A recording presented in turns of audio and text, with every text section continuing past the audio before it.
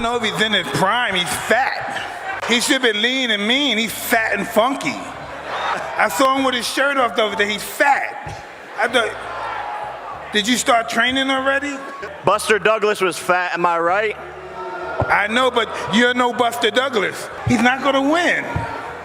Nigga, he can't even knock out Nick Diaz. Nick Diaz is 40 pounds. How's he going to knock me out? What's the other guy? Anderson Silva. He didn't knock those little guys. How you going to knock me out? Who did he knock out? Who did he knock out? Little children. He didn't knock out, never knocked out a real man. Come on.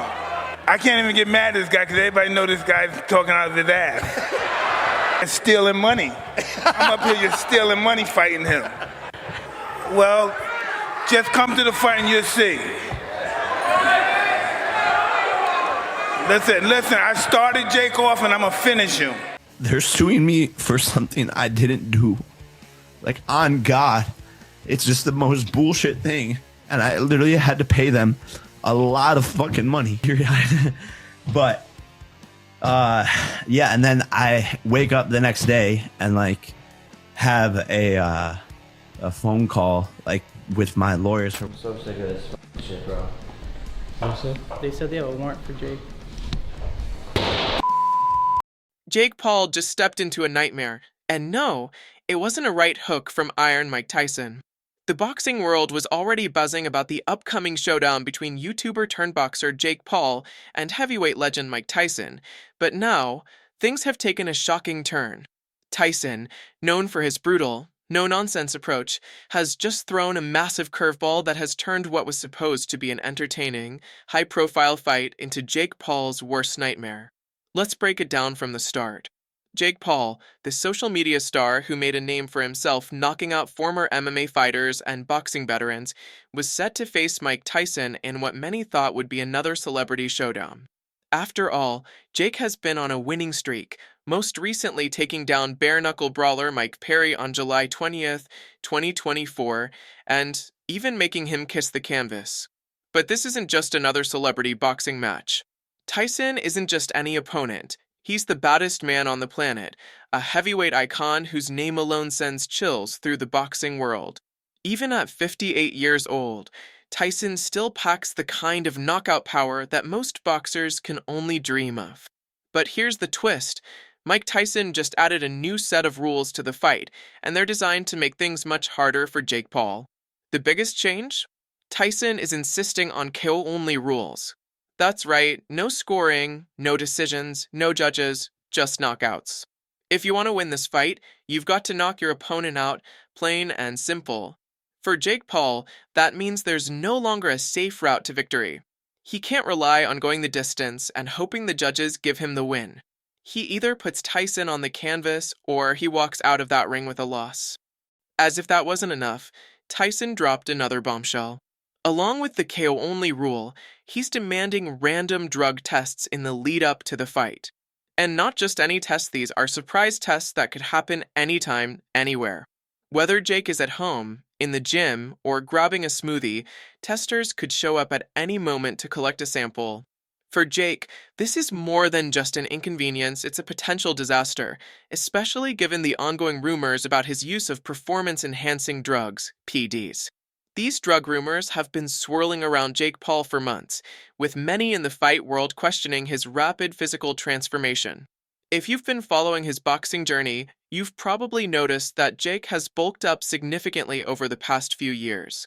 He's gone from a lean, athletic build to a much more muscular, powerful frame, and his knockout power has grown alongside it. But some critics aren't buying that his transformation is natural. Dana White, president of the UFC, has been one of Jake's most vocal critics. White has openly suggested that Jake's physical gains and stamina in the ring are suspicious, hinting that he may be using steroids or other performance-enhancing drugs. In fact, Dana even challenged Jake to take a steroid test a while back. I believe that you're a cheater, and I believe that you use steroids. So I want to randomly steroid test you for the next 2 years. But Jake never accepted the offer, which only fueled speculation further. Jake, so when we did the face-to-face, I asked him directly to his face if the man was he on PEDs. And his answer to me was no. So there will There will be testing. There's stuff in the contract about. Now, with Tyson calling for random drug tests, the pressure is on Jake to prove that he's clean. If Jake refuses the tests or if he fails one, it could have serious consequences for his career. After all, Tyson's new rule is a direct response to the rumors swirling around Jake, and it seems like Tyson wants to make sure that Jake is fighting clean. And let's face it, refusing random tests would only add fuel to the fire. It would be like waving a red flag and saying, "I've got something to hide." For Tyson, this fight isn't just about stepping back into the ring for a paycheck. It's about proving a point. Tyson is old school. He believes in the honor of the sport, and he's not going to let someone like Jake Paul, a social media star who made a name for himself in the ring, get by on anything less than hard work and raw talent. Tyson wants to see the truth in the ring. No games, no scoring, just two men trading punches until one of them goes down. But what does this mean for Jake? Well, it's a lot more complicated now. Jake has built a career out of surprising people, whether it's knocking out former UFC fighters or making bold claims about his skills in the ring. He's made a name for himself as a boxer who can pull off big wins and generate headlines. But Tyson is a different animal. Jake isn't facing another YouTuber, an aging MMA fighter, or a retired athlete looking for a payday. He's going toe-to-toe with one of the most feared men in boxing history, under rules that heavily favor Tyson's strengths. And it's not just about knocking out Tyson. Jake now has to prove to the world that he's a clean athlete. The random drug tests leading up to the fight will be a huge test for Jake's credibility. If he passes, he can silence the critics who have been questioning his transformation. But if he fails, it could ruin his boxing career before it really takes off. Let's not forget, this fight is happening on November 15th, just a few months away.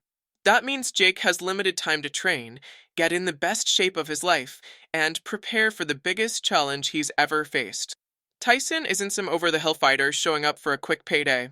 He's a legend, and he set the fight up to play right into his strengths. In the lead up to the fight, Jake has been posting videos of himself training, hitting pads, sparring, and looking sharp in the gym. His camp has been hyping him up, showing the world that he's ready for whatever Tyson throws at him.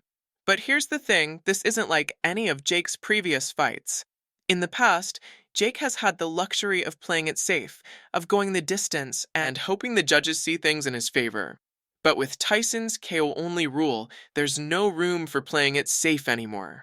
Jake has to swing for the fences, and he has to knock Tyson out if he wants to walk away with a win. But Tyson isn't making it easy. He's a seasoned fighter, and even at 58, he's still dangerous. Hey, too. I'm getting ready for you.